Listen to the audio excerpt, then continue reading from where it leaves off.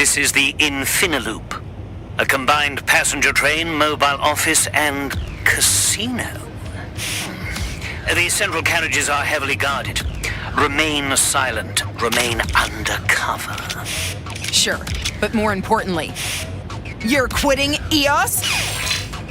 Attention! Route rules detected. Again.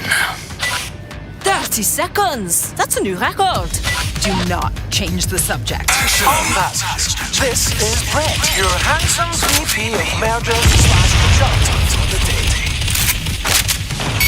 Be advised, we picked up a couple of tail-end freeloaders. Please be vigilant of any dubious characters or unauthorized gunplay. Undercover is a VR light gun cover shooter. We really love those old classic light gun games in the arcade. There's so much joy and simplicity to them while being deep and engaging. They're really easy to pick up and they feel great, but it'll take you years to become the best player. We wanted to take the best elements of those old games and reimagine them from the ground up for VR. It's not just a simple implementation of the existing mechanics.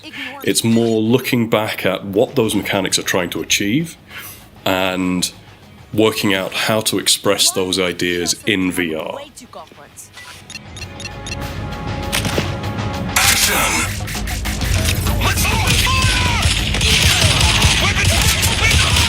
So as you progress through the game, you'll start to familiarize yourself more with Infinidyne. For instance, in Mission 2's first chapter, you'll be on a corporate work-from-your-commute train called the Infinaloop, where you literally work your way to the first class.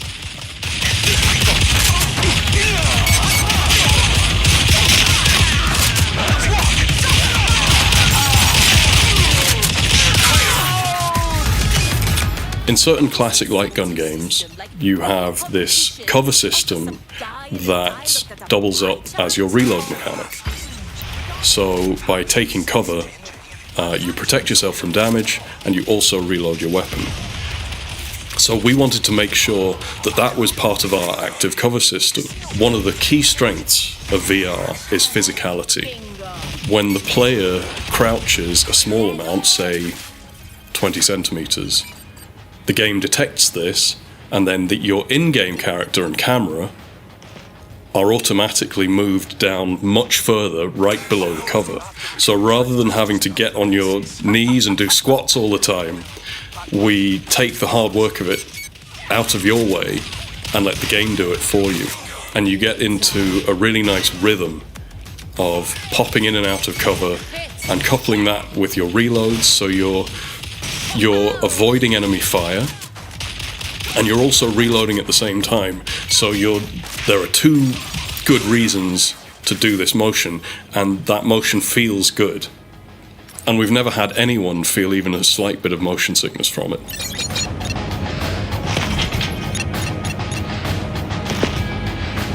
Taking point! Weapons free!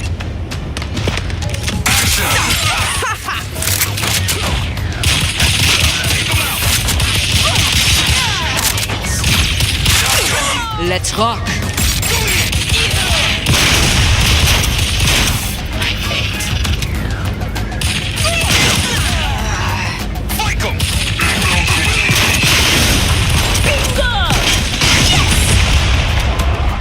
Through visual style, we give a sense of progression, what it's like to be on the inside of Infinidyne, much like a worker would be, as well as naturally resulting in different combat design approaches due to its structures.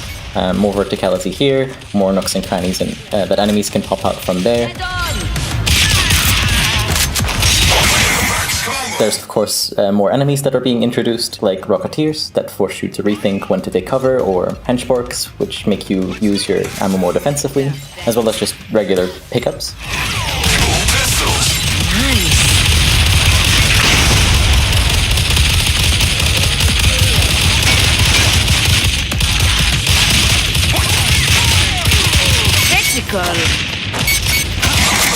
Get in!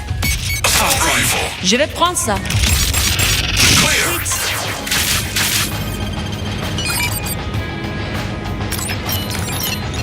There was always this idea with the game that if the player shoots, the world reacts in some way.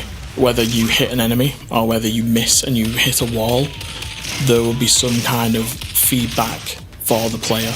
You know, we've got a whole set of destructible items that break into multiple different components. You've got explosions going off on the screen.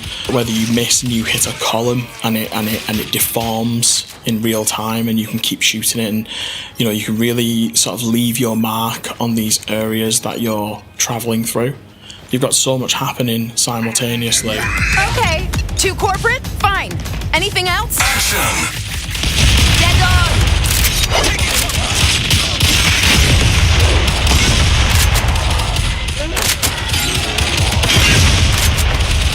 Bingo! Dead on!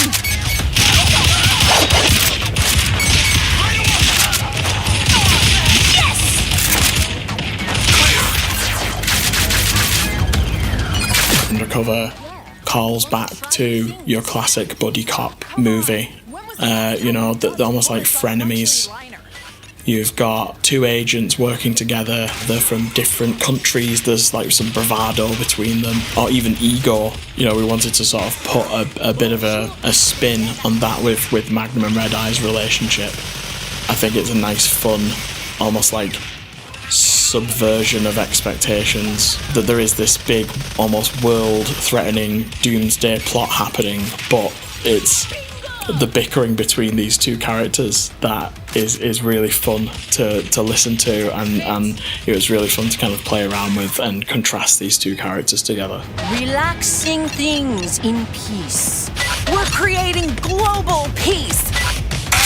We very often put players in different positions with different vantage points than their partners, so that they have an opportunity to assist their partner, whether that is just flanking or access to a pickup, or an explosive that is just out of view for their partner, hopefully incentivizing a little bit more cooperation while competing for high scores. So while some parts of the level might just be very simple shooting galleries trying to compete with your partner for a high score, others will be encouraging players to give each other a leg up to get past a difficult part of the level.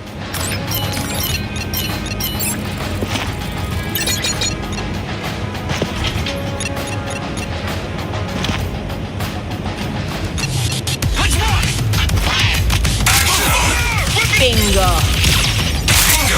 Bam! Dead on! That's a crit!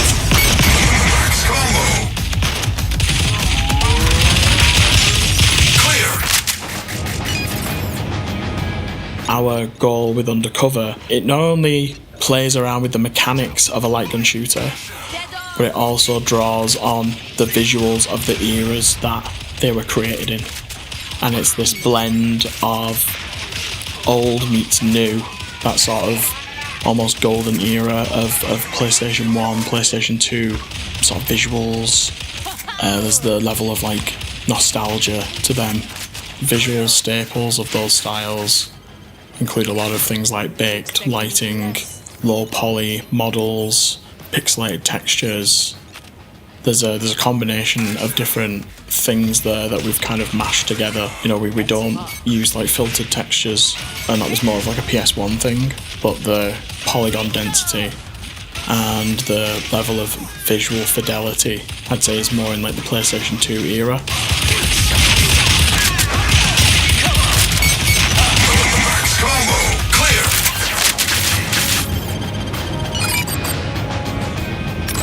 I think a major challenge for the game was to still feel immersed in VR while at the same time emphasizing that the game requires quite a lot of frontal focus, like a light gun game, and making sure that there's an interesting choreography going on so players can decide what enemies on the screen they should prioritize. The snack carriage is now closed due to unscheduled cyberpunk going through. Throughout development, we of course emphasized synergies between different enemy types, but we especially started playing with timings and methods of introducing these enemies. For example, we'd get the player to tunnel vision in one direction before visibly having a rocketeer enter into an open space, grabbing all the attention, just before having an assassin grunt spawn in and take a pot shot in the corner of the player's eye.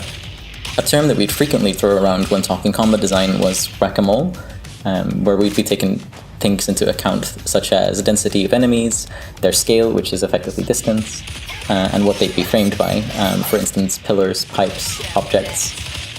There'd for a very long time been a competition to have enemies spawned in very peculiar places, so that they would just pop their head from somewhere unexpected, just to surprise the player in ideally a comical way or an unexpected way. Bam!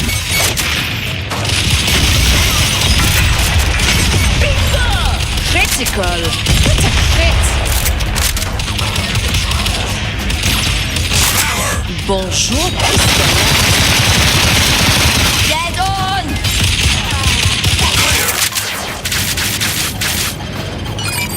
I do enjoy a well-earned victory.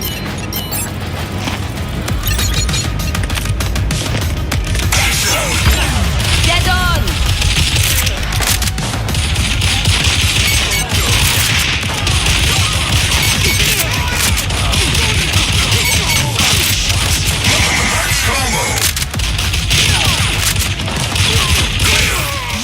We also want some suspense of disbelief.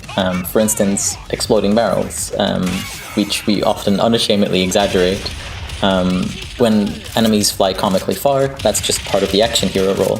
When you have dual weapon pickups, you have infinite ammo, so you can just focus on taking out as many bad guys as you can. We want players to use these tools to their advantage, taking out a bunch of enemies with one barrel, or strategically triggering slow motion with that barrel for more headshots, or to help your buddy out when they're being overwhelmed by rockets.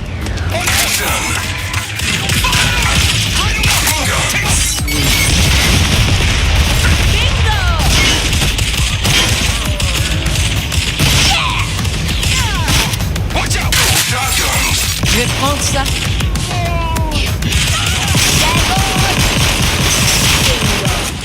Of course, because the vast majority of the game takes place in static cover, before moving on to the next one, we're effectively making dioramas that have to be both aesthetic pleasing and interesting combat-wise, but it also gives us an opportunity to kind of pepper the surroundings with bits of lore and stories to understand it better. This can be through very obvious posters promising workers more income or perhaps even wealth if they gambled their salary, or the only drinks being around being energy drinks and grind-set coffee.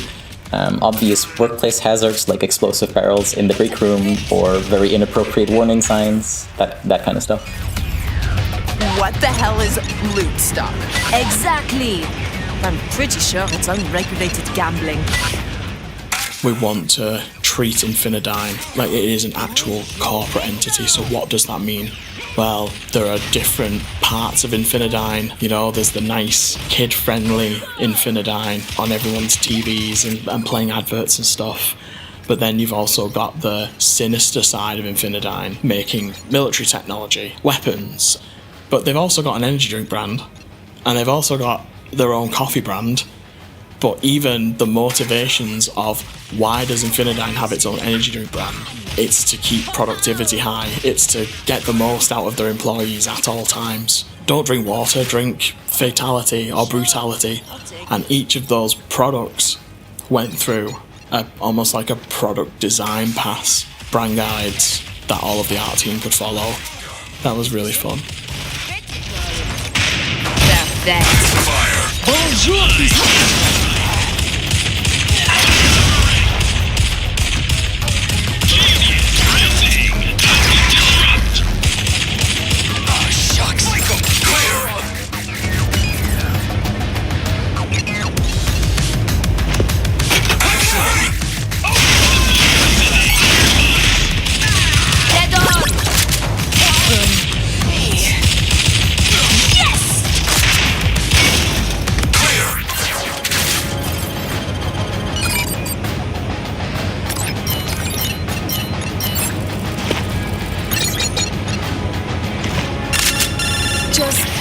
Why didn't you tell me before? Because I know what you're like. You take everything so personal. How can you say that? Agents, the prototype has arrived at the next station. Your train is not scheduled to stop. get to the control room. Mag, don't pout. Walk and talk, or at least shoot and scoot.